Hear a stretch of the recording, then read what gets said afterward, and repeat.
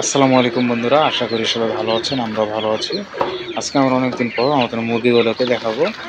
মাশাআল্লাহ, আলহামদুলিল্লাহ, আমাদের মুরগির বাচ্চাগুলো এখন অনেক বড় হয়ে গেছে। আলহামদুলিল্লাহ, শুকরিয়া আলহামদুলিল্লাহ। আর আপনারা যারা আমার এই মুরগির ভিডিও দেখতে পছন্দ করেন, অবশ্যই আমার ভিডিওতে একটা লাইক করে দেবেন এবং পরবর্তীতে ভিডিও দেখার জন্য চ্যানেল সাবস্ক্রাইব করে দেবেন। আর আজকে ভিডিওটা বানানোর যে উদ্দেশ্যে, আসলে আমার যে ভিডিওগুলো আপনারা অনেকেই যে কেমন ভিডিও আসলে আমি জানি না। আসলে আমি যাই করি ওইটাই আমি ভিডিও করে আপনাদেরকে শেয়ার করার চেষ্টা করি, আর কিছুই না। ঠিক আছে?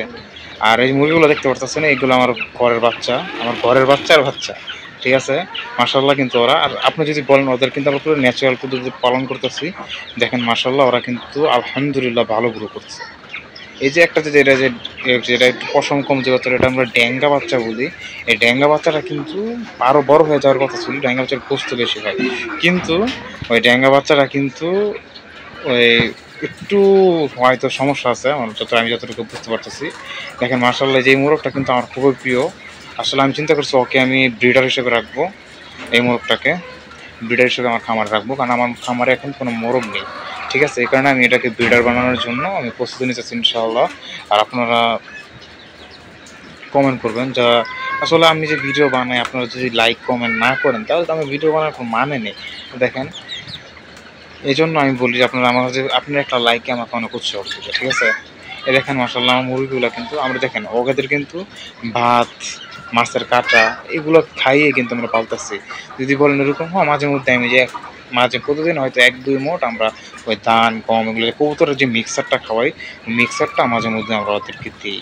এছাড়া কিন্তু আমরা এক্সট্রা বলতে এই ভাত বা ওই তরকারি দিয়ে মাখানো ভাতটা আমরা বেশিরভাগ দিই। যখন জানি কি জানি ভাত দিয়ে গেছে, যে মুরগিগুলো কিন্তু খাইতেছে সুন্দর মতো। আসলে এই যে ওরা যে ছাড়া থাকে, যেটা মন চাচ্ছে খাইতেছে। আমাদের কবুতরগুলো কিন্তু আলহামদুলিল্লাহ আপনাদের দোয়ায় ওদের ছেড়ে পালা শুরু করতেছি। আপনারা দোয়া করবেন সবাই যাতে আমি কবুতরগুলো করতে পারি, মুরগিগুলো যাতে সুস্থ থাকে।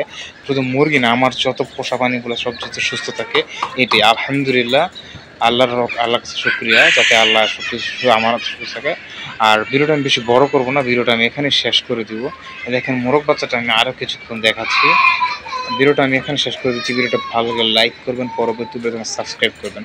আসসালামু আলাইকুম, খোদা হাফেজ।